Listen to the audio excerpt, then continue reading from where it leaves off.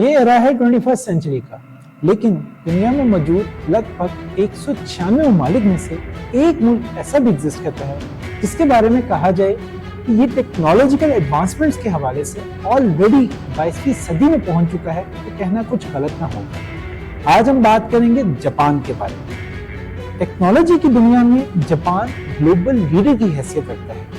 Industry کی بات کریں تو چاہے وہ الیکٹرانکس انڈسٹری ہو، آٹوموٹیو انڈسٹری ہو، 5G ٹیکنالوجی ہو یا اسپیس ایکسپلوریشن ہو، ہر جگہ جاپان کے نام کا ڈنکا بجتا ہے۔ روبوٹکس کی دنیا میں تو جاپان کا جوڑ ہی کوئی نہیں ہے، یہاں تک کہ جاپان میں موجود اکثر ریسٹورنٹس میں آپ کو ہیومن سٹاف کی جگہ روبوٹس ملیں گے جو کہ آپ کے آرڈر سے لے کر کھانا سرو کرنے تک کے تمام فرائض سر انجام دیتے ہیں۔ یہ تو ہے آج کا جاپان، لیکن جاپان کے حالات ہمیشہ سے ایسے نہیں تھے۔ انفیکٹ جاپان جیسے حالات شاید اس دنیا کے کسی ملک کے بھی نہ رہے ہوں گے۔ آج کی اس ویڈیو میں ہم جاپان کی ہسٹری پر بات کریں گے کہ کیسے ایک ملک جس پر دنیا کا پہلا اور ابھی تک کا واحد اٹامک بام اٹیک ہوا اور ان تمام تر برے حالات کے باوجود ٹیکنالوجیکل ورلڈ لیڈر تک کا سفر طے کیا۔ فیوڈل جاپان آسان الفاظ میں اسے جاگیردارانہ نظام کہا جا سکتا ہے۔ اس کا ٹینیور 1185 سے 1868 AD تک رہا۔ یہ ایسا نظام تھا جس میں حکومت فوجی خدمات کے بدلے میں اپنے سبارڈینیٹس کو ٹائٹلز، لینڈز اور پریسٹیجیس آفیسز دیتی تھی۔ اس نظام کے موجد کا نام مینیموٹو یوریٹومو تھا، جس نے خود کو شوگن آف جاپان کے طور پر 1192 AD میں تعینات کر لیا۔ شوگن کے طور پر یوریٹومو کے اختیارات اس وقت کے جاپانی بادشاہ اور شاہی عدالتوں سے بھی زیادہ تھے، یا ایسے کہہ لیں کہ یوریٹومو کا ان سب پر مکمل کنٹرول تھا۔ 1868 میں میجی نے جاپان کی حکومت سنبھالی۔ ایمپرر میجی نے فیوڈل سسٹم کے ساتھ ساتھ سیمورائی واریئرز کو بھی ختم کر دیا اور ایک سینٹرلائز گورنمنٹ سسٹم انٹروڈیوس کروایا۔ یہ ایک ٹرننگ پوائنٹ تھا جہاں جاپان نے اپنے دروازے باقی دنیا کے لیے کھولے اور ویسٹرن ٹیکنالوجیز اور آئیڈیاز کو اڈاپٹ کرنا شروع کیا۔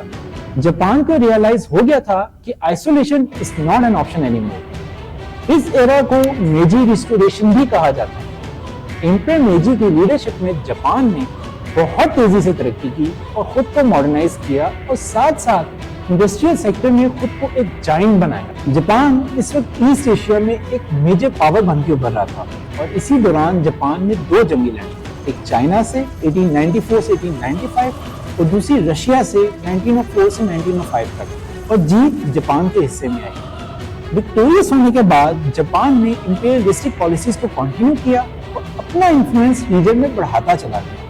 یعنی آپ ایسا سمجھ لیں کہ طاقت کا نشہ سا لگ گیا ہو، لیکن یہ نشہ جب ایک خاص حد سے بڑھ جائے تو پھر اس کے کانسیکوینسز بھی کافی بھیانک ہو سکتے ہیں۔ اس کی ایگزامپل بھی ہم آگے چل کے آپ کو ضرور بتائیں گے۔ پھر 1920 میں جاپان کو اکنامک چیلنجز اور سوشل انریسٹ کا سامنا کرنا پڑا۔ ملٹرائزیشن کو آگے لانے میں پولیٹیکل انسٹیبلٹی ایک وجہ بنی اور فوجی دوبارہ گورنمنٹ پر حاوی ہو گئے۔ ان حالات میں بھی جاپان بہت اگریسو نظر آیا اور اپنی امپیریلسٹک پالیسیز کو کنٹینیو کیا اور اپنے ایکسپینشن پلان کے اکارڈنگ 1931 میں منچوریا کو ٹیک اوور کر لیا۔ صرف یہی نہیں، جاپان نے اپنی ایکسپینشن چائنا کے ٹورڈز بھی ایکسپینڈ کی اور خود کو سیکنڈ سائنو جاپانیز وار میں انگیج کر لیا، اور اب اس پوائنٹ پہ جاپان خود کو axis powers in the world war 2 کی فہرست میں شامل کر لیا۔ 1940 میں جاپان نے خود کو نازی جرمنی اور فاسسٹ اٹلی کے ساتھ الائن کیا اور ایک پیکٹ سائن کیا جس کا نام تھا ٹرائپرٹائٹ پیکٹ۔ یہ پیکٹ سائن کرنے کے بعد جاپان سے طاقت سنبھالی نہیں گئی اور ایک پنگا اور لے لیا۔ 1941 میں یو ایس کو ایک سرپرائز دے دیا in the form of attack on U S fleet at the Pearl Harbor. ادھر یو ایس نے بہت نقصان اٹھایا۔ اچھا، ادھر ایک اور بات آپ کو بتاتے چلے، یہ اٹیک صرف یو ایس فلیٹ پر ہی نہیں کیا گیا، اس کے ساتھ ساتھ ڈچ اور برٹش ٹیریٹریز پر بھی کیا گیا، جس کا مقصد تھا نیچرل ریسورسز پر قابض ہونا۔ یہ سرپرائز کوئی چھوٹا موٹا نہیں تھا۔ جاپان کے اٹیک کے بعد یو ایس بھی مجبور ہو گیا کہ رپلائی بیک کرے، اور اس طرح یو ایس بھی اس ورلڈ وار 2 کا حصہ بن گیا۔ 1943 سے 1944 کے وقت میں اس لڑائی کی ڈائریکشن چینج ہونے لگ گئی، یعنی جاپان کو سیٹ بیکس ملے۔ پلیٹ گلف کی جنگ میں جاپان کو ایک فیصلہ کن بحری شکست ملی۔ دوسری طرف یو ایس نے جاپان پہ اسٹریٹجک بامبنگ کے کیمپین شروع کر دی، جس کے بعد جاپان میں بہت بڑے اسکیل پر تباہی ہوئی۔ اس کے بعد 6 اگست 1945 کو یو ایس نے جاپان کے شہر ہیروشیما پر پہلا پلانڈ نیوکلیئر بام گرا دیا۔ آخر یو ایس نے ہیروشیما کو ہی کیوں ٹارگٹ کیا؟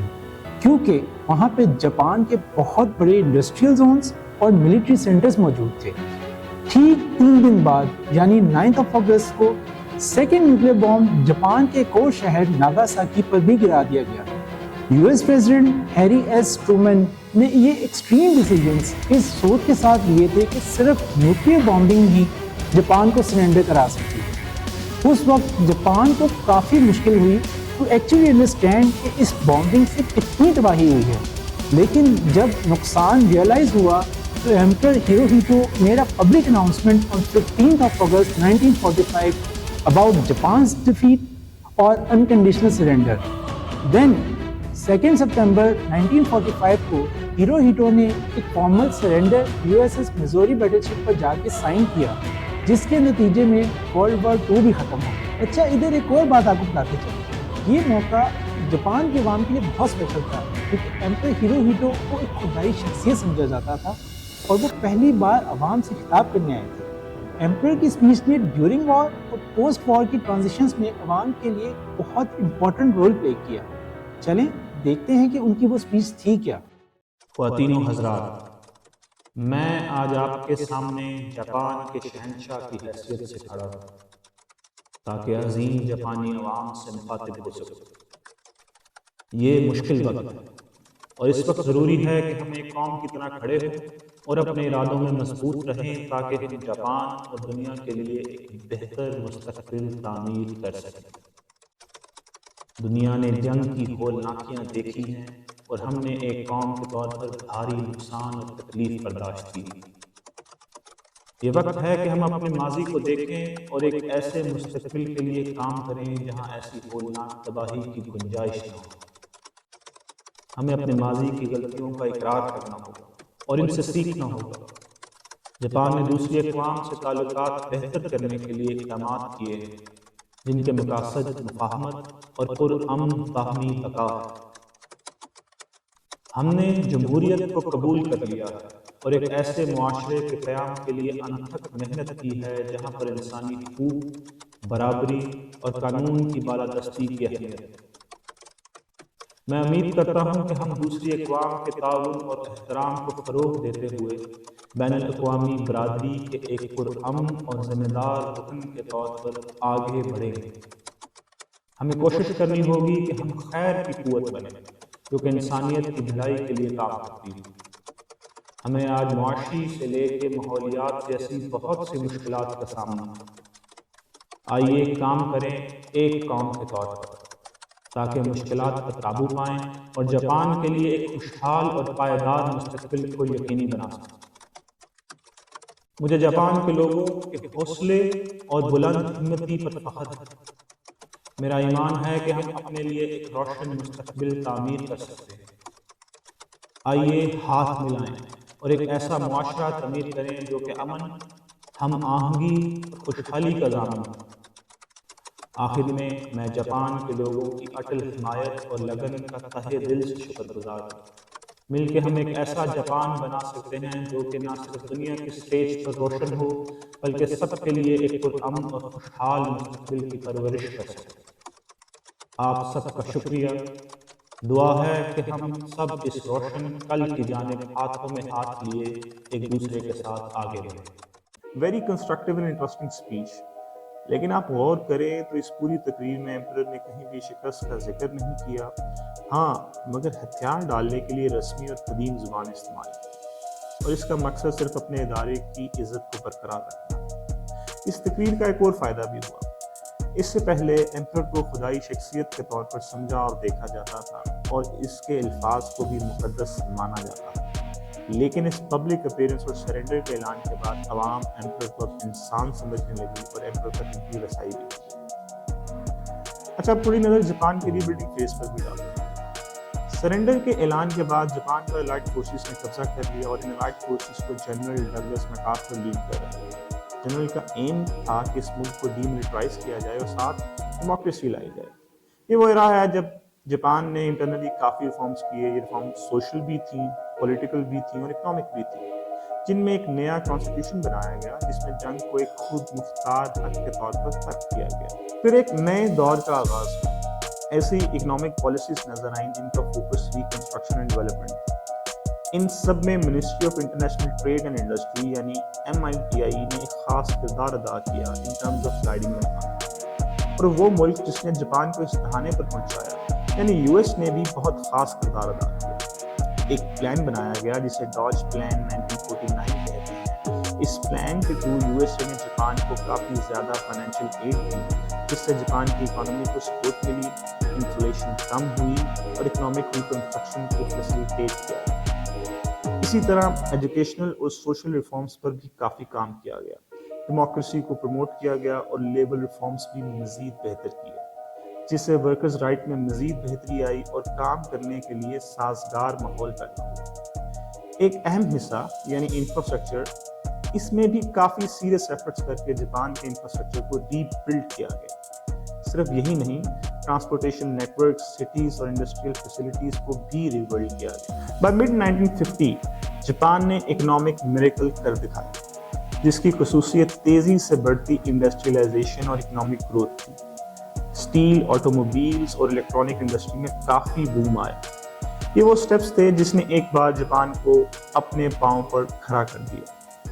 دنیا میں جاپان کو ایک اکنامک پاور ہاؤس کے طور پر دیکھا جانے لگا اور پھر ایٹ لاسٹ 1952 میں جاپان نے سین فرانسسکو ٹریٹی پر سائن کر کے اپنی خود مختاری واپس حاصل کر لی اور ساتھ ہی لائٹ فورسز کا قبضہ بھی ختم ہو گیا. جاپان نے انٹرنیشنل کمیونٹی میں اپنی جگہ دوبارہ واپس لے لی.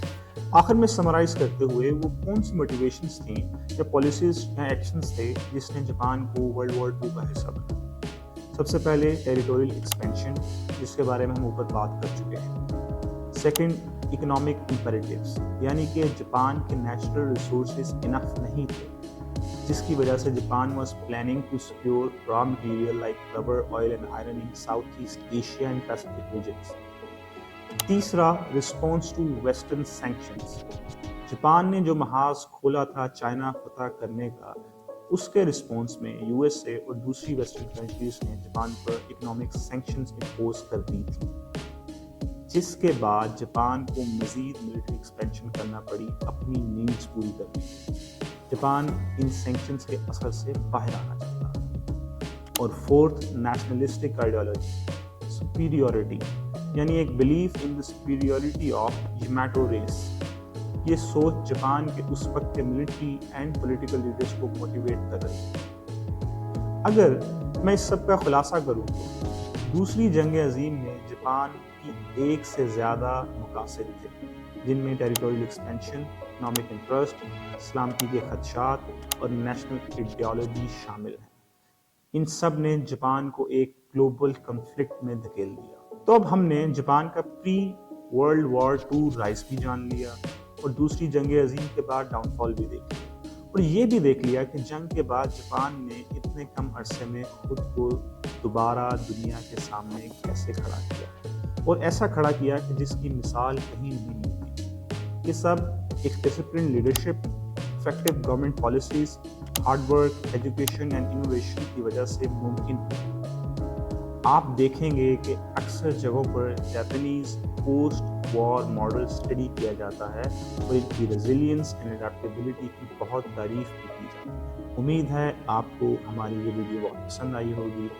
لائک کریں, شیئر کریں اور چینل کو سبسکرائب کریں.